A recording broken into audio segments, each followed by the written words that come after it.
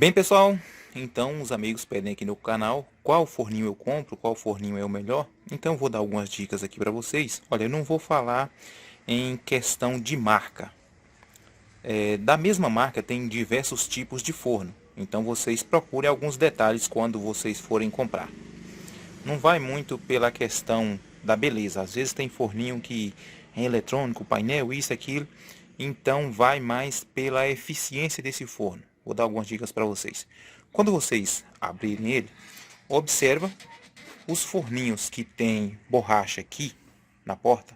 Eles conservam mais a temperatura lá dentro. Afinal de contas, você quer que aqueça lá dentro e não lá de fora, né? Também alguns forninhos têm esse visor da porta, ele é mais fechado. Você tem um visor aqui, você tem às vezes chapa aqui no canto e só tem um cantinho para você olhar. Alguns olham assim, isso é ruim, não dá para ver as coisas tudo. Mas aqui ele termina sendo melhor para você ver as coisas. Então, quanto mais caçar um meio de conservar essa temperatura dentro do forno, é melhor. Que é o caso de ter a borracha, isso aqui pequeno, às vezes mesmo que seja toda de vidro, mas que tenha a borrachinha para conservar mais. Outro detalhe é as resistências aqui, olha, observe este tipo de resistência. Tem duas embaixo, deixa eu ver se eu pego aqui, duas em cima ali. Quando essa resistência ela tem aqueles elementos em volta dela aqui para irradiar melhor o calor, esse forninho vai dissipar esse calor mais rápido no alimento. Afinal, você não quer que a resistência esquente demais e termine queimando. Essa aqui ela já está fazendo um arco, olha para vocês verem aí. Então, com o tempo, ela termina se deteriorando. É o caso desses forninhos, acontece queimar muita resistência por causa disso aí. Às vezes a pessoa vai assar uma coisa e aí, geralmente, com 180 graus aí o pessoal coloca, vai assar a coisa tranquila. Mas esses forninhos aí o pessoal coloca aí até 250 graus. 250 graus queimaria a coisa em si que está assando, digamos assim, o assado. Só que ele perde muita temperatura aqui. Perde muita temperatura. Então, com isso, tem que colocar uma temperatura mais alta para poder lá dentro atingir aquela temperatura. E com isso, a resistência termina se deteriorando. Às vezes, você coloca até 300 graus. Tem forninho que vai 300 graus, mas não precisa, ou melhor, não precisaria disso. Outro detalhe é se esse forninho ele tem ventilador para espalhar esse ar por igual. Vocês veem que esse aqui é um forninho comum, ele não tem. Então, o ventilador, ele faz um circulador de ar, ele faz com que o ar espalhe com uniformidade. Então, o que você está assando vai assar por igual, em cima e embaixo. Outro detalhe é vocês observar se esse forno ele é forrado. Deixa eu ver se eu viro aqui e mostro para vocês. Olha, esse aqui dá para ver a manta. Esse aqui foi o pessoal que mandou pôr a manta. Então, observa se esse forno ele tem manta térmica por dentro. Você pergunta ao vendedor, ele tem que lhe informar se tem, ou você vê com o fabricante se aquele forno tem manta térmica por dentro, que isso vai fazer com que também conserve mais o calor lá dentro. E com isso você vai gastar menos. Porque quando o forno ele não tem manta térmica, ele não é recomendado para ficar muitas horas ligado, porque você vai terminar gastando muita energia, digamos assim, você vai gastar muita energia para assar pouca coisa, porque enquanto ele está aquecendo lá, também ele está perdendo muito calor para o ambiente.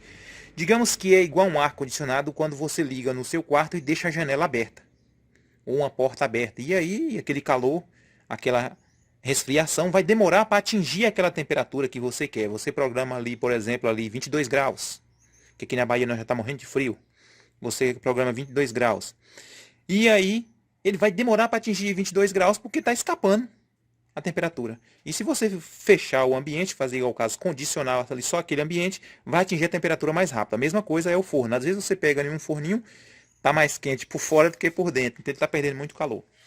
Outro detalhe é a potência. Vou virar ele aqui e falo para vocês sobre a potência. Deixa eu ver se isso aqui dá para ver ali. Olha isso aí, isso aí é um forninho de 2000 watts. E para esse tamanho aqui, 2000 watts já é o suficiente. E se, por exemplo, tivesse um circulador de ar, seria melhor ainda. Outro detalhe é, observe esse aqui, mesmo que coloque manta aqui em volta, mas a gente vai ficar com um local que não tem como pôr, que é esse fundo aqui e esse aqui embaixo. E a frente lá que é toda de vidro, então vai ficar sem proteção. Então só vai dar para dar uma ajuda aqui, mas ainda vai ficar perdendo.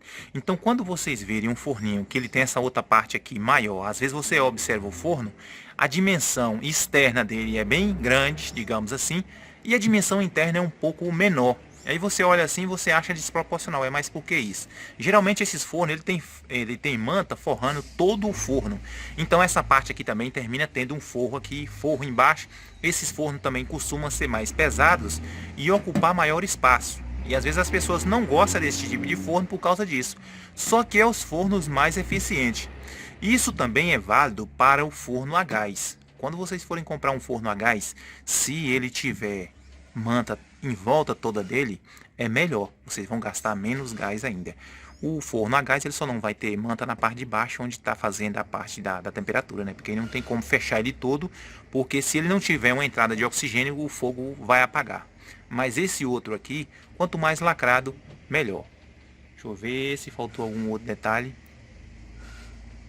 O pessoal pergunta assim também, quanto mais potente, vai cozinhar mais rápido também? Olha, cada alimento tem um tempo de cozimento. Se a gente procurar cozinhar aquele alimento ou assar aquele alimento rápido demais, termina queimando por cima e por dentro não assa. Então, quem assa bolo, biscoito, tem que ter ali uma temperatura base. Geralmente tem gente que coloca ali a 160, 180 graus, o máximo ali, para não estar queimando tudo.